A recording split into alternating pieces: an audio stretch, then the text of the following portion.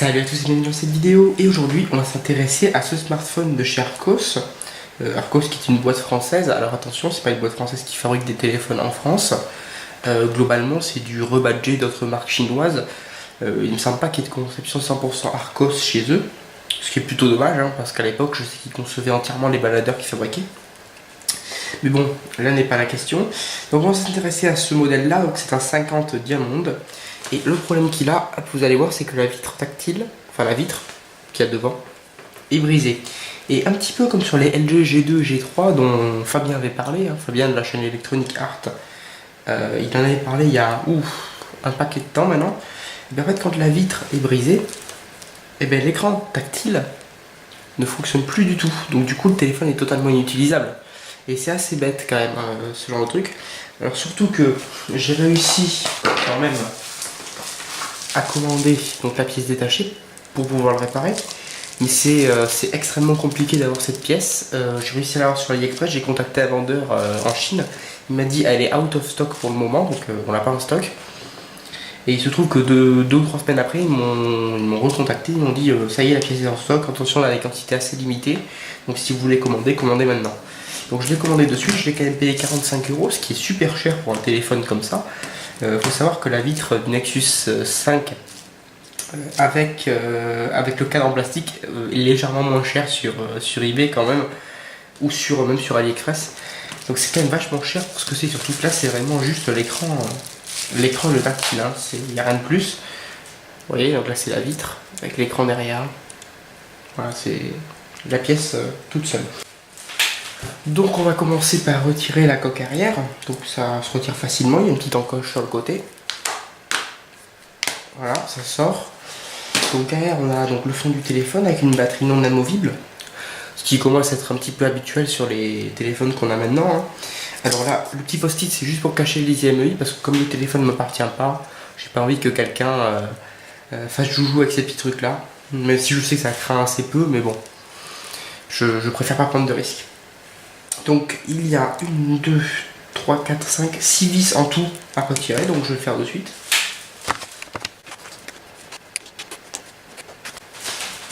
Donc ça y est, les 6 vis ont été retirées, donc en théorie ça devrait se déclipser tout seul, ouais, c'est à peu près le cas. Vous voyez que ici, là, ça bouge.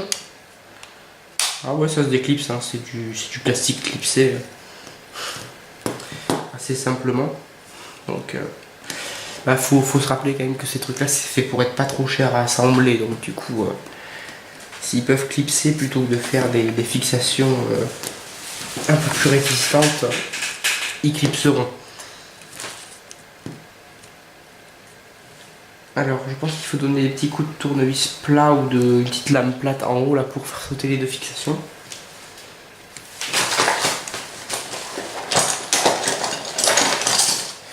Alors j'ai un petit outil qui va peut-être m'aider. En tout cas c'est vachement bien clipsé leur truc, hein. Ok, donc la première partie a l'air de sortir. Ah oui, il faut aussi se taper le déclipsage de la partie métallique centrale.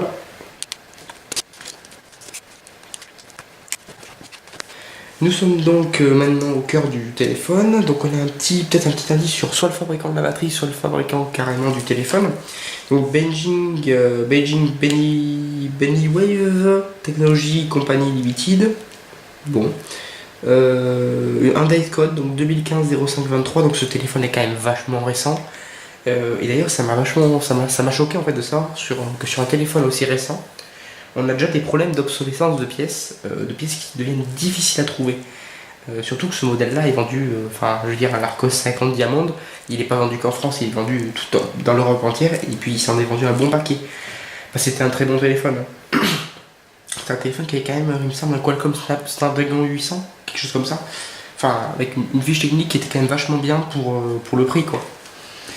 Donc du coup maintenant il va falloir, je pense, retirer la batterie, la carte mère. Donc pour retirer la batterie il y a un petit connecteur là. Ok, bon c'est débranché. Je pense que je vais débrancher tous les connecteurs autour de la carte mère et elle va pouvoir s'enlever.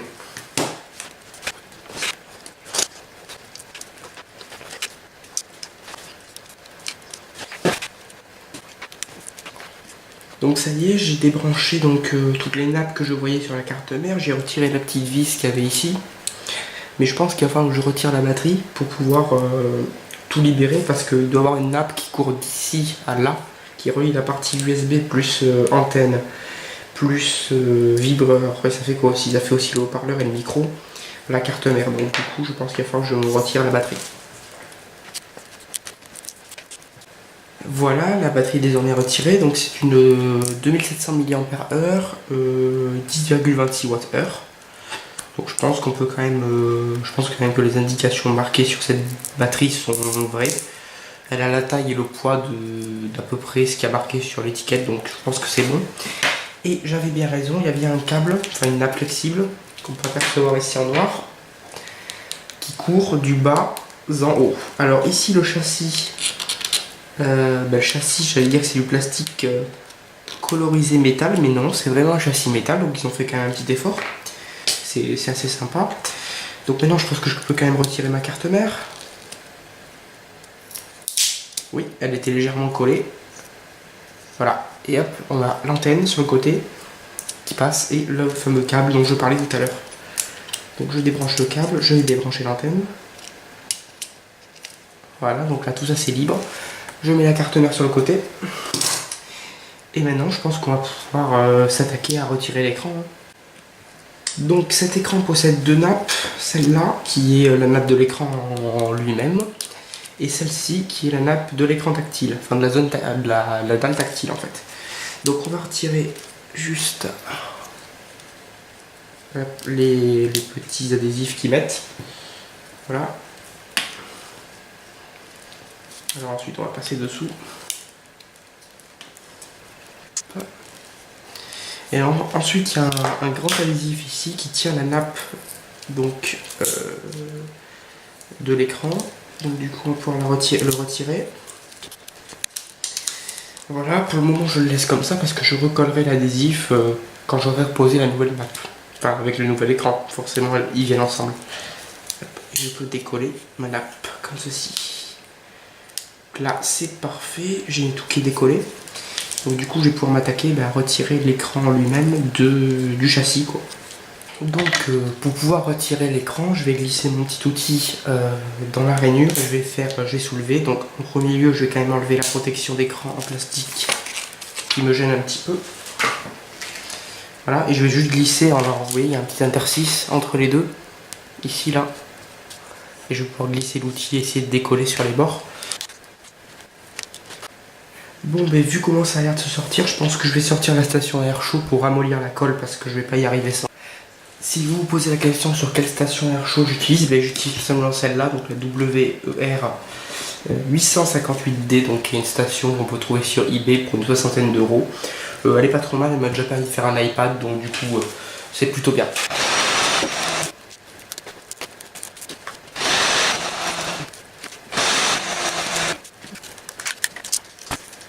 Et voilà, ça y est, donc l'écran est sorti. Bon, et après c'est pas ce qu'il y a de plus propre, mais bon. Après on s'en fout, il est sorti, c'est ce qu'on voulait. Et maintenant il va falloir le nettoyer un petit peu, donc je vais le faire hors caméra. Et bien replacer l'écran tout neuf quoi.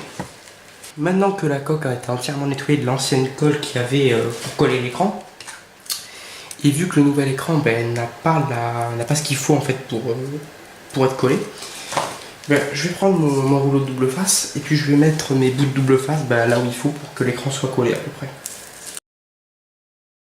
Voilà donc, ça y est, j'ai posé donc tout le double face. Bon, c'est posé de manière assez, c'est assez grossier, mais bon, c'est un peu ce qui se passe quand le fabricant de l'écran ne vous fournit pas en fait le double face qui va bien. Bon, c'est grossier, mais ça devrait aller largement. J'ai couvert ici le petit capteur, donc la petite diode d'activité là, la petite diode de notification.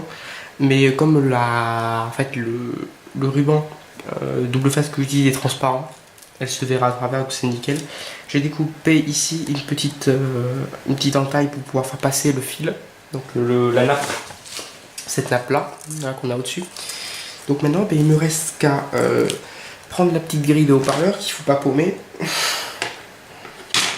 la placer donc à l'endroit où elle doit être normalement, donc c'est-à-dire dans l'emplacement haut-parleur ici. Et ensuite j'ai plus qu'à placer l'écran dans le châssis à plastique. Donc je vais décoller tout le petit collant et je vais pouvoir placer mon écran.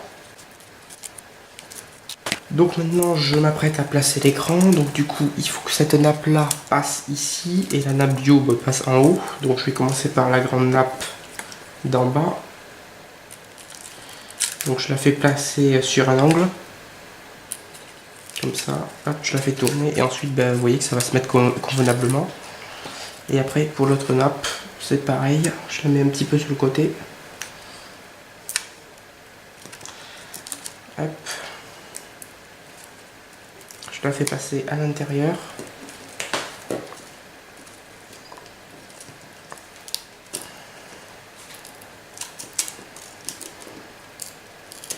Voilà. Et maintenant je tire ici sur la grande nappe. Je fais de même pour la petite. Et j'ai plus qu'à plaquer mon écran à l'endroit où il doit être posé quoi. J'appuie bien partout. Et voilà, ça y est, mon écran est posé. Donc il me reste à faire les dernières petites choses que j'avais dit tout à l'heure. Je vais mettre un petit bout de double face ici quand même. Mon double face est posé. Je vais placer mon petit bout de carte là où il doit être. Voilà, comme ça c'est nickel. Je vérifie que tout est bien aligné, mais normalement il ne devrait pas avoir trop de problèmes. Et maintenant je peux remonter entièrement le téléphone. Petite étape importante, le collage de la batterie. Donc je vais mettre un petit bout de double face de chaque côté de la batterie pour pouvoir la coller dans le fond du boîtier. Le téléphone est quasiment entièrement remonté, il suffit simplement de remettre la coque arrière. Mais bon, vu que là tout est branché, je vais quand même le tester. Je vais appuyer sur le bouton power. On va voir ce que ça donne. Ah, le téléphone démarre. Donc ça c'est sympa. C'est-à-dire qu'il m'a pas vendu un écran trop pourri. Voilà, une petite fuite de lumière en haut, mais bon, c'est pas très grave. Donc tout a l'air de fonctionner sur ce téléphone. J'ai testé le tactile, ça a l'air d'être pas trop mal. Donc du coup je pense que maintenant je peux le remonter entièrement. Allez, on finit le remontage. Ça y est, le téléphone est maintenant entièrement remonté. J'ai testé, il est entièrement fonctionnel, donc il va bientôt pouvoir repartir à son propriétaire. Donc en espérant que cette vidéo vous ait plu, et surtout à la prochaine pour une prochaine vidéo.